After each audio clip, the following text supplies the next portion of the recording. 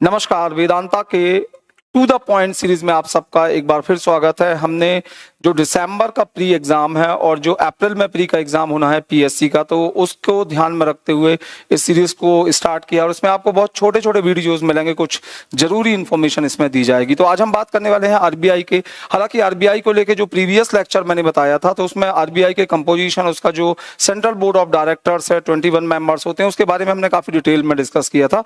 लेकिन आज हम बात करने वाले हैं आरबीआई की जो मॉनेटरी पॉलिसी है उसके बारे में। ध्यान रखिएगा, जो आरबीआई का एक महत्वपूर्ण काम होता है, जो फंक्शन होता है उसका, वो होता है देश के लिए मौद्रिक नीति का निर्धारण करना। मौद्रिक नीति एक ऐसी नीति होती है जिसके द्वारा मार्केट में लिक्विडिटी को या तरलता को कंट्रोल किया जाता है, और इसके बहुत सारे इंस्ट्रूमेंट होते हैं आरबीआई के पास में, लाइक रेपो रेट है, रिवर्स रेपो रेट है, बैंक रेट है। काफी सारे इंस्ट्रूमेंट हैं इसके अंदर, तत्व हैं जिनके द्वारा आरबीआई लिक्विडिटी को या तो मार्केट में डालता है या मार्केट से लिक्विडिटी को एब्जॉर्ब करता है, सोखता है, जिसके आधार पर महंगाई, या हमने कहा मुद्रास्फीति है, महंगाई जिसे अपन कहते हैं, या हम कहते हैं इकोनॉमिक क्राइसिस, तो उसके ऊपर कंट्रोल स्थापित किया जाता है।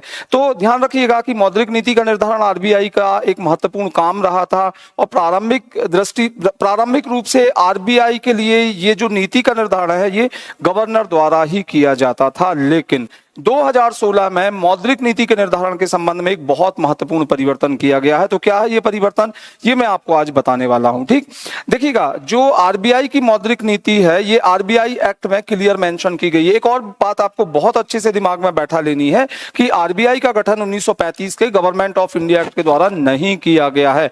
आरबीआई का जो गठन है उसके लिए 1934 में खुद एक आरबीआई एक्ट लाया गया था, और उस एक्ट के अंदर आरबीआई 1 अप्रैल 1935 में गठित किया गया था।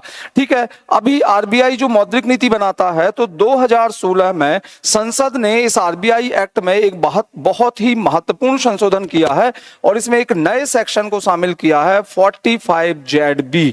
तो देखिएगा ये 45ZB क्या है। जो आरबीआई का नया संशोधन अधिनियम 45ZB ये प्रावधान करता है कि केंद्र सरकार अब देश की मौद्रिक नीति के निर्धारण के लिए एक मौद्रिक नीति समिति का गठन करेगी। ध्यान रखना, अब केवल आरबीआई इसमें इन्वॉल्व नहीं है, बल्कि इसके अंदर मॉनेटरी पॉलिसी कमेटी गठित की जाएगी, और उससे संबंधित सभी प्रावधान सेक्शन 45ZB के अंतर्गत दिए गए हैं। तो क्या है ये सेक्शन, इसमें लिखा हुआ है कि जो एमपीसी होगा, मतलब मौद्रिक नीति जो कमेटी होगी, जो समिति होगी, उसमें टोटल मिला के 6 मेंबर्स होंगे। ध्यान रखिएगा, जिनमें से 3 मेंबर्स आएंगे आरबीआई से, और जो 3 मेंबर्स हैं उन्हें सेंट्रल गवर्नमेंट अपॉइंट करेगी। जो 3 मेंबर आना है आरबीआई से, पहले हम उनकी बात कर लें। इनमें एक तो गवर्नर होगा आरबीआई का, और गवर्नर ऑफ आरबीआई इसका एक्स ऑफिसियो चेयरमैन होगा, मतलब इसका पदेन अध्यक्ष होगा गवर्नर।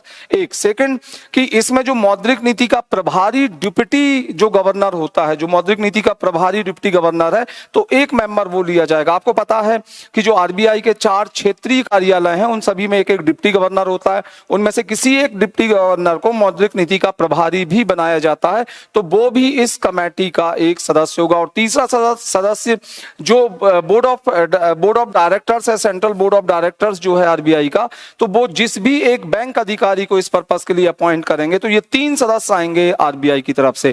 एक गवर्नर हो गया, तो गवर्नर इसका पदेन अध्यक्ष होगा इस कमेटी का, एमपीसी का। एक डिप्टी गवर्नर होगा, और तीसरा होगा एक कोई बैंक अधिकारी जिसे central board of directors RBI का इस पर्पस के लिए अपॉइंट करेगा। जो 3 मेंबर होंगे अलग, वो 3 मेंबर एक्चुअली सेंट्रल गवर्नमेंट भेजेगा। वो कोई फाइनेंस या बैंकिंग से रिलेटेड स्पेशलिस्ट हो सकते हैं, या कुछ ऐसे मेंबर्स हो सकते हैं जिन्हें मौद्रिक नीति का अच्छा खासा एक्सपीरियंस होता है। तो अब ये 6 लोग मिलकर देश के लिए मौद्रिक नीति की समीक्षा करेंगे, उसका निर्धारण करेंगे। एक्ट में ये भी जो एक्ट है, तो उसमें ये भी प्रावधान कर दिया गया है कि जो कमेटी है उसकी साल में कम से कम 4 मीटिंग होंगी। ध्यान रखना, कम से कम 4 बार उसकी मीटिंग होंगी। दूसरी बड़ी चीज कि जो कोरम रखा गया है कमेटी का, वो 4 रखा गया है। मतलब मौद्रिक नीति के संबंध में जब भी कोई निर्णय लेना है, उसकी समीक्षा करना है, रेपो में चेंज करना है, रिवर्स रेपो में चेंज करना है, तो ये ध्यान रखना, ये तभी होगा जब बोर्ड के 6 में से कम 4 मेंबर वहां वहां पर हो, मतलब कोरम 4 रखा गया है। दूसरी बड़ी चीज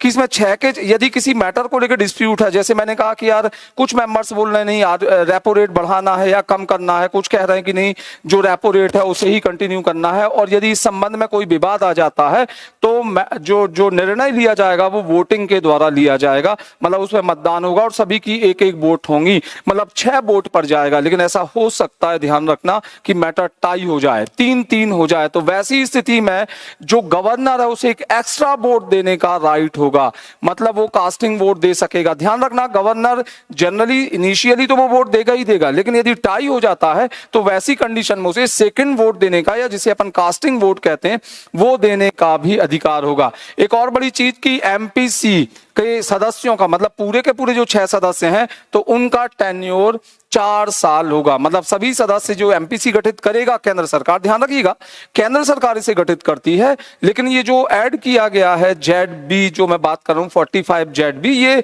एक संसदीय अधिनियम के द्वारा, ये जो उस एक्ट में परिवर्तन के द्वारा किया गया है, तो ये संसद ने किया है। पर राइट किसे दिया है ये जो एमपीसी गठित करने का, ये केंद्र सरकार का है कि केंद्र सरकार सीधे एमपीसी गठित कर सकती है। तो अब ध्यान रखना है आपको कि अब जो मौद्रिक नीति का निर्धारण है वो केवल आरबीआई नहीं बल्कि एक एमपीसी मतलब मौद्रिक नीति कमेटी के द्वारा, मॉनेटरी पॉलिसी कमेटी के द्वारा इस नीति का निर्धारण होता है। तो होपफुली कि ये लेक्चर आपके लिए काफी यूजफुल होगा, क्योंकि आरबीआई अलग से मेंशन किया गया है, और भी आरबीआई के बारे में जो छोटी छोटी इंफॉर्मेशन है उसके लिए मैं आपको अगले 4-5 दिन में बहुत यूजफुल वीडियो बनाकर दूंगा। ठीक, तो चलिए वेट कीजिएगा नेक्स्ट वीडियो का, और यहां पर हम केवल और केवल टू द पॉइंट बात करेंगे। ठीक, ओके।